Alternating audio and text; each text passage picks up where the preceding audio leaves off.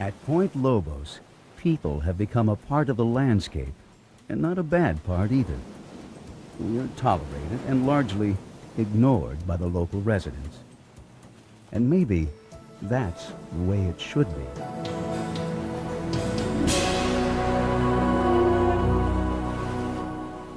The greatest meeting of land and sea in the world. It is a bold statement, but to landscape artist Francis McComas, Point Lobos was much more than just a place. From its protected coves to its storm-washed headlands and rocky promontories, there is something very special about this place. Birds seek the isolation of island rookeries. Anchored and wrapped by kelp fronds, sea otters sleep in the calm waters of coves. Harbor seals nurse their young on sandy shores. Below, tide pools swarm with life. Scouring the surface for food, gulls ride incoming waves, and above, pelicans ride the winds. Offshore, the barking of hundreds of sea lions inspired Spanish explorers to name this Punta de los Lobos Marinos, Point of the Sea Wolves. Here, the convoluted coastline of bluffs, coves, islands, and bays meet meadows and cypress groves.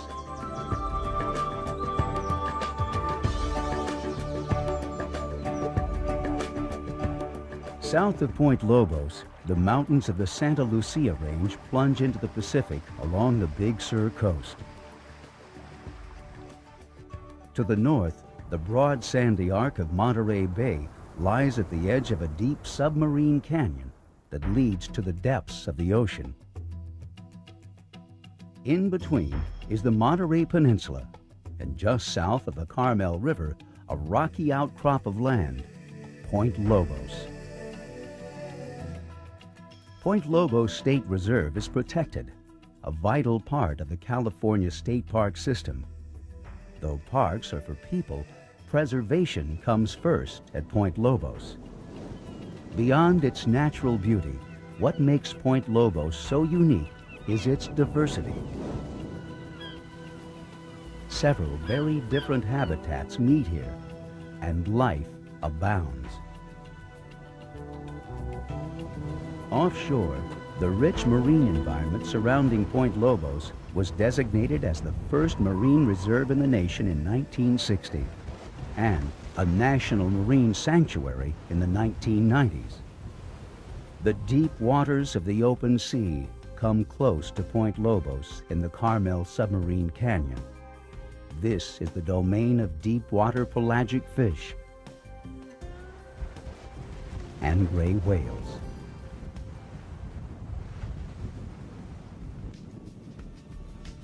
The near-shore environment is especially rich in life. Marine mammals, such as sea lions and harbor seals, live off the wealth of life found here.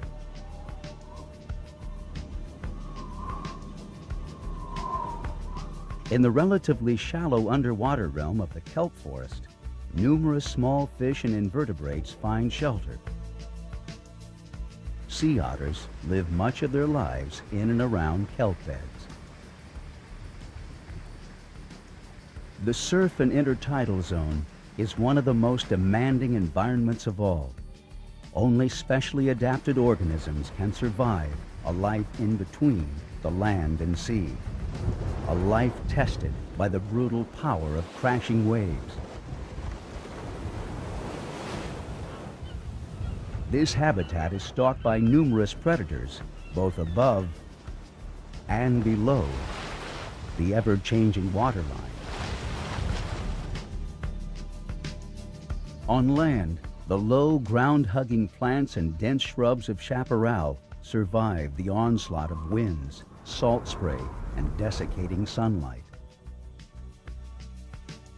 Moist, well-watered meadowlands are rare enclaves for the native grasses of the northern coastal prairie. The gnarled, weather-beaten limbs of Monterey cypress groves defy time and the elements. Among the rarest of trees, the isolated cypress groves are a living link with the past and are related to trees that lived at the dawn of the age of dinosaurs. Dominating much of the landscape are forests of Monterey pine, providing nesting spots for birds, shade for forest plants, food for mushrooms, and cover for deer. But people are also a part of the Point Lobos environment, and they have been for thousands of years. Native Americans, the Ohlone, ventured to Point Lobos to gather food. Abalone, mussel shells, and fire-blackened earth mark their campsites. Spanish ranchers, Chinese fishermen, and Portuguese whalers followed, all leaving their separate imprints on the land. By 1900, Whalers Cove was home to Japanese abalone fishermen, and across the cove, a large abalone cannery. Hollywood has left its own legacy. Point Lobos has been seen around the world as a backdrop for motion pictures, though little evidence of the elaborate sets now remains, except on film.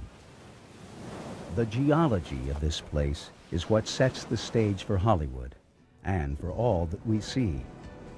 The sheltering coves, the rocky headlands, and the earthquake faults that break the bedrock.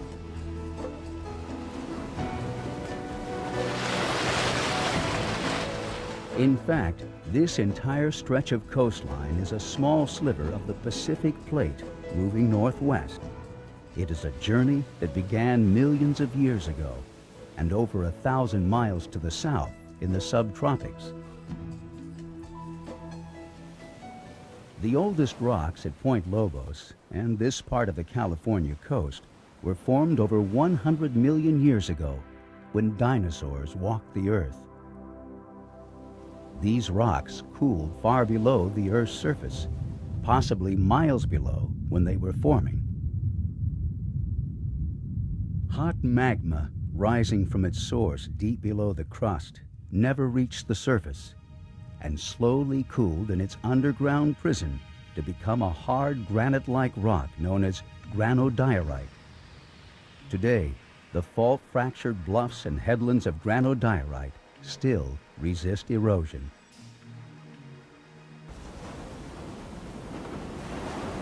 Just to the north of Point Lobos, the submarine Carmel Canyon descends to depths of thousands of feet. A tributary of the underwater canyon ends near Bluefish Cove. Far offshore, the depths of the Pacific harbor a mysterious, unseen, and mostly uncharted world. Deep-diving submersibles occasionally penetrate the darkness of this alien environment.